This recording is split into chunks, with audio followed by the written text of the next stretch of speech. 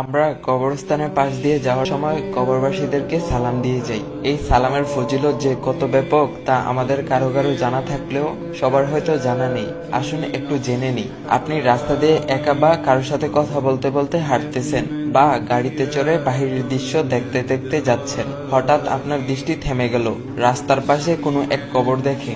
তখনই মুখ দিয়ে বেরিয়ে এলো, আসসালামু আলাইকুম ইয়া আহলাল কুবুর, অর্থাৎ হে কবরবাসী, আপনাদের উপর শান্তি বর্ষিত হোক। ঠিক সেই সময় হয়তো সেই কবরবাসী ছিল আযাবের ফেরেশতাদের অধীনে। আল্লাহর নির্দেশে যারা মারাত্মক আঘাতে ছিন্নভিন্ন করে দিচ্ছিল, সেই কবরবাসীর দেহকে আপনার কয়েক সেকেন্ডের এই দোয়াতে আল্লাহর আরশ থেকে নির্দেশ এলো, তার শাস্তি থামিয়ে দাও, তার উপর শান্তি বর্ষণ করো।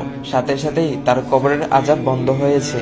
কিছু সময়ের জন্য তার উপর শান্তি বর্ষিত হলো। প্রতিটি জীবকে মৃত্যুর স্বাদ গ্রহণ করতে হবে। তাই অনেক বছর পর আজ আপনিও এক অন্ধকার কবরের বাসিন্দা। হয়তো আপনার উপরেও চলছে এখন আযাবের ফেরেশতাদের মারাত্মক আঘাত। হঠাৎ করেই তার আঘাত করা বন্ধ করে দিল। কিছু সময়ের জন্য আপনি শান্তি পেলেন।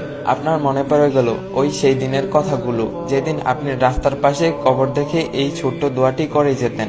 আজ সেভাবে কোনো এক পথিকেরও আপনার কবর দেখে মায়া হলো।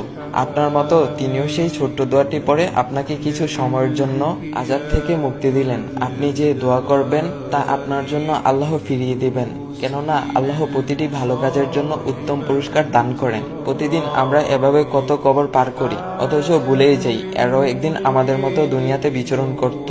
দৈনিক রাস্তা পার হতে ততক্ষণ কবর দেখে দোয়া করুন যতক্ষণ আপনি আপনার কবরের আযাব থেকে মুক্তি পেতে চান। আল্লাহ আমাদের সবাইকে এই ছোট্ট আমলটি করার তৌফিক দান করুন। সবাই বলি আমিন।